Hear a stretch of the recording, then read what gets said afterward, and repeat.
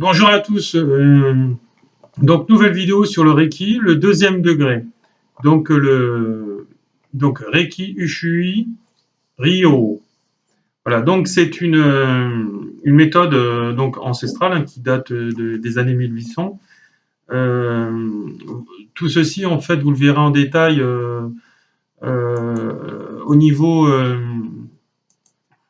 de l'historique du Reiki. Alors ces initiations, moi je les fais donc à mon cabinet à distance ou je vais chez les gens quand ils me font venir. Donc le Reiki, c'est quelque chose de très puissant.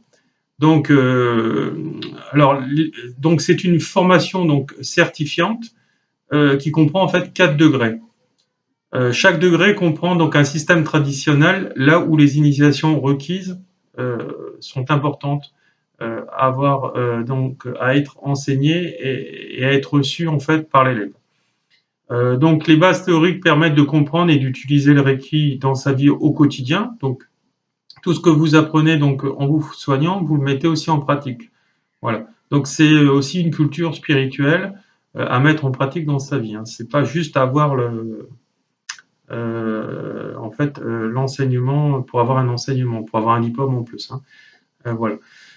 Donc il faut un certain temps pour l'intégrer. Les intégrations en fait des différents niveaux se font à la fin des processus en fait d'auto-nettoyage, d'auto-guérison, notamment l'auto-traitement pour le premier niveau. Le deuxième niveau, il y a l'auto-traitement, mais il y a aussi 2 protocoles supplémentaires qui correspondent à des soins dans le passé qu'on va voir après et depuis notre conception. Donc c'est 2 choses qui diffèrent.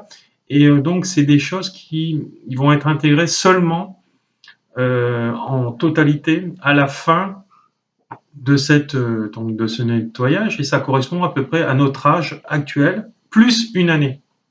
Donc voilà, donc si vous avez 34 ans par exemple, vous l'intégrez dans la totalité à 35 ans. Voilà. Voilà,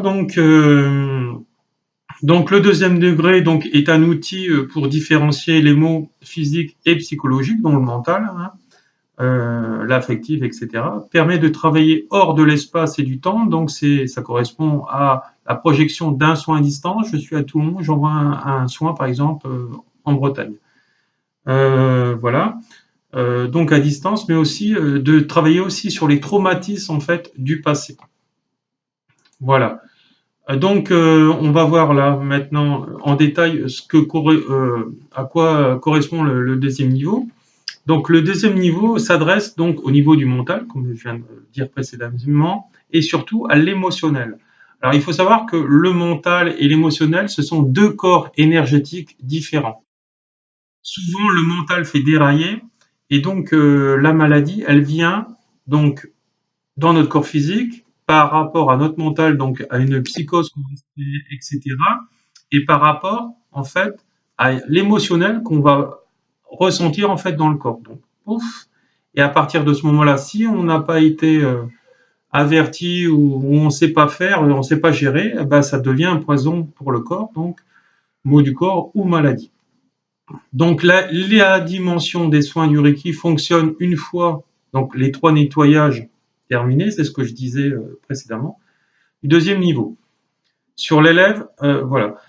Alors, il faut pas être impatient, attention. Hein. Vous avez vécu par exemple 40 ans avec ça, c'est pas parce que vous allez durer entre 6 mois ou un an supplémentaire que la vie s'écroule. Hein. Donc, faites-vous aider en parallèle, en tout cas pendant l'auto-traitement, etc. Et après par votre maître enseignant, par des soins, quand vous en exprimerez le besoin, voilà, quand vous souffrirez, si vous souffrez, etc. Alors, avant, vous restiez en fait sur le niveau du corps physique. Donc, le niveau 1, c'est pour ça qu'il faut en sortir absolument. Il faut aller vers le 2. Sans vouloir avoir de compétition avec les autres et dire je suis meilleur que toi parce que moi j'ai le 1 et j'ai le 2. Hein. De toute façon, vous ne pouvez pas être praticien Reiki tant que vous n'avez pas atteint le niveau 3. À part si vous avez été magnétiseur avant, par exemple, et que vous avez déjà des cordes à votre arc et vous savez déjà soigner les gens. Parce qu'en fait, l'énergie Reiki et magnétisme, c'est totalement deux choses différentes. Par exemple, c'est ce qu'on voit dans le premier niveau, hein, on le voit plus en détail. Le magnétisme, c'est sa propre énergie, Et l'énergie Reiki, c'est l'énergie la plus pure au niveau du canal. Donc le canal, c'est quoi? C'est le canal de guérison, le couloir par lequel, par exemple, quand on vient à décéder. Donc c'est pour ça que ça a une pureté absolue. Hein, voilà. Donc voilà. Donc l'initiation vibratoire ici de la tradition, donc Reiki. Deuxième point, rencontre de trois clés vibratoires ou symboles. Donc il y a trois symboles. Donc il y a le Shokure, le Seiki, un Shokure c'est la force, le Seiki c'est l'émotionnel, et Anjonen Shonen, qui est un peu plus compliqué à parler, à exprimer, c'est le soin donc du passé et de la distance. Donc voilà. Donc ces symboles, ils sont enseignés et exprimés, c'est-à-dire que chacun a un mantra, donc c'est les noms que je viens de prononcer, à dire 3 fois, et en fait ils vont rentrer en résonance comme le son Om, d'accord? Hein, il faut le dessiner aussi le son Om quand on fait des choses avec, et il faut aussi dire Om 3 fois, hein, pour que ça soit activé. Donc les 3 symboles, les 3 clés, pareil, il faut les activer par leur nom. Donc, comment utiliser la première clé, l'amplification?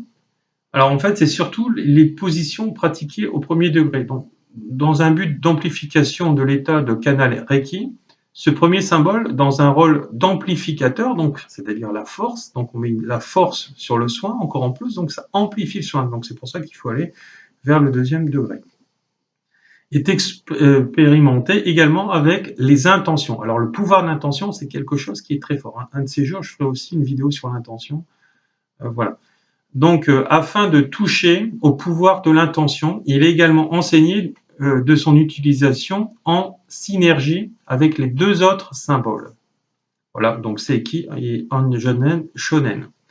Comment utiliser la deuxième clé suivante, suivant ces différents modes? Alors, donc, en fait, ça concerne en fait tout ce qui ne peut pas être touché physiquement. Donc, le mental et l'émotionnel, c'est sûr qu'on ne peut pas mettre un doigt dessus. Donc, voilà. Donc, lecture de la mémoire cellulaire, donc c'est-à-dire le karma, hein, qui descend au niveau de la réincarnation. N'oubliez pas que l'âme intègre le corps à 7 semaines de grossesse, hein, de la mère dans son fœtus. Donc, reprogrammation cellulaire, en fait, de la personne. Utilisation sur des aspects non palpables liés aux émotions et au mental, et aux mémoires, et en agissant sur le corps physique. Après, vous harmonisez les lieux, donc c'est-à-dire nettoyage énergétique de votre lieu d'habitation, de votre lieu de travail, et de tout lieu, etc., que vous voudrez donc amplifier en haute vibration. Vous avez augmenté votre vibration de votre corps, vous allez augmenter la vibration dans laquelle vous allez vivre. Voilà. Donc le travail, si vous avez envie de le travail, et la maison où vous habitez ou l'appartement. Comment utiliser la troisième clé?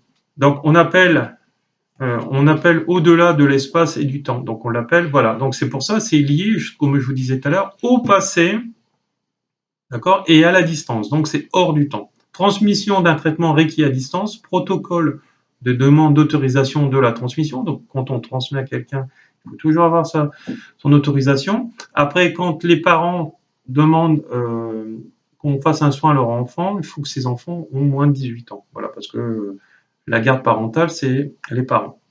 Après, quand ils sont en âge de comprendre, les parents, c'est mieux qu'ils en parlent aussi à leurs enfants. De toute façon, on n'a rien à perdre, hein. On a tout à gagner en essayant. Traitement des situations limitatives du passé, présent ou futur. Voilà, donc quand vous bloquez dans votre vie dans certains aspects, le deuxième niveau, c'est magique, hein. Voilà, c'est génial voilà. Alors vous allez voir, il y a une sacrée différence entre le premier et le deuxième niveau, surtout au niveau vibratoire, etc. Et plus vous allez continuer, plus vous allez lâcher en fait vos sacs à dos. Traitement des situations limitatives du passé, du présent, du futur. Traitement d'une situation à distance pour une tierce personne, voilà, quand on vous a demandé, ainsi que divers autres cas. Donc, par exemple, si vous oubliez vos clés, je sais pas moi, vous perdez quelque chose, vous dites, voilà, hop, je mets l'intention dessus, j'envoie un soin concernant ceci, et en fait, je retrouve mes clés, je retrouve, voilà. Ça, je le fais notamment avec des gens qui perdent différentes choses ou qui veulent retrouver un nom, par exemple, d'une personne, voilà. Donc, on peut le faire aussi à distance ou en cabinet. Comment mener une consultation afin de recevoir des personnes et leur offrir un contenu riche d'expérience? Donc ça, c'est apprendre à l'éveil spirituel, que la mort n'est pas une fin, mais une continuité sur d'autres corps. Voilà, donc là, on voit vraiment dans le détail. Comment mener une consultation à distance afin de partager une expérience riche avec la personne? Et donc, un point important, faisant partie de la formation, est la manière de nettoyer toute sa vie avec les différents protocoles utilisant les clés du deuxième degré. Donc, suivant différentes logiques selon les traumatismes vécus, selon le temps, l'ascendant ou le descendant, selon en fait ce qui est vécu dans le quotidien. Cela consiste à un programme de travail personnel sur la durée et permettant d'assainir tous les aspects limitatifs de sa vie. Donc avec le deuxième degré, déjà, on apprend en fait à soigner par exemple les addictions, ou les gens qui font qui ont des insomnies, ou les gens qui ont donc des addictions, c'est ce que je disais, mais qui ont en fait des pathologies assez lourdes aussi au niveau dépressif, dépression lourde, etc., etc. Arrêtez de fumer, vous faites arrêter de fumer des gens, l'alcoolisme aussi, mais n'oubliez pas que quand vous soignez cela, ces addictions, il faut que la personne veuille aussi arrêter. Sinon, il n'y aura pas d'impact. Donc voilà, le thérapeute et la personne qui veut être soignée et être aidée, il faut qu'elle soit en symbiose. Donc voilà, donc il faut donner pour recevoir et recevoir pour donner. C'est pour ça que le paiement, d'une manière ou d'une autre, est important. Sinon, il n'y a pas d'intégration en général du soin. Hein. C'est-à-dire que si la personne reçoit tout gratuitement, il y aura moins d'intégration par elle des soins et des formations que si en fait elle participait d'une manière ou d'une autre à donner quelque chose en retour. Voilà. Voilà. Donc ça fait partie des lois universelles. Hein. Je te donne, tu me donnes. Voilà. Donc c'est important, c'est très important à comprendre.